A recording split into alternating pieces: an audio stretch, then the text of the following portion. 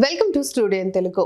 కాకినాడ దేవాలయం వీధిలో గల శ్రీ రుక్మిణి సత్యభామ సమేత శ్రీ వేణుగోపాల స్వామివారి దేవస్థానంలో ధనుర్మాస సందర్భంగా నెల రోజుల పాటు భక్తులకు తీర్థ ప్రసాదాలు ఇవ్వటం జరుగుతుందని ఆలయ చైర్మన్ వెత్సా మురళి గోపాలకృష్ణ సత్యవరప్రసాద్ అద్దేపల్లి గంగరాజు పేర్కొన్నారు. కాకినాడ దేవాలయం వీధిలో శ్రీ రుక్మిణి సత్యభామ సమేత శ్రీ వేణుగోపాల స్వామివారి దేవస్థానంలో ధనుర్మాస సందర్భంగా అమ్మవారికి ప్రత్యేక పూజలు నిర్వహించారు.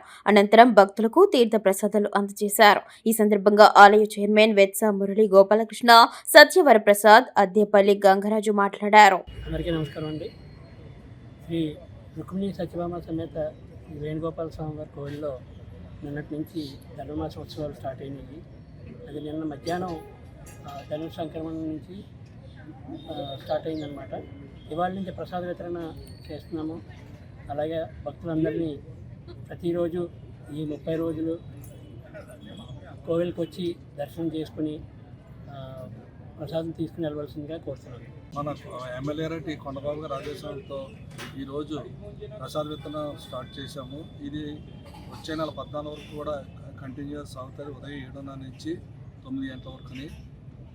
మాకు ఈ అవకాశం ఇచ్చినట్టే కొండబాబు గారికి మరియు గుడి చైర్మన్ గారు అలాగే గుడి ఈవో గారికి కూడా మేము మనం ఒకసారి ధన్యవాదాలు తెలుపుతాం. దేవాలయం వీధిలో కదా మన వేణుగోపాల స్వామి గుళ్ళో ప్రతి సంవత్సరం మనం ఇంచుమించు 10 సంవత్సరాలు అవుతుంది. ఇక్కడ మనం ధనుర్మాస ప్రసాద వితరణ స్టార్ట్ చేసి సంఘం తరఫున అది మేము స్టార్ట్ చేసింది నేను మురళి గారు. కానీ ఇవాళ ఇక్కడ చైర్మన్ పోస్ట్కి వెళ్ళిన వాళ్ళతో మాకు వదిలేశారు. మా కొండబాబు గారు ఆదేశాలతో మన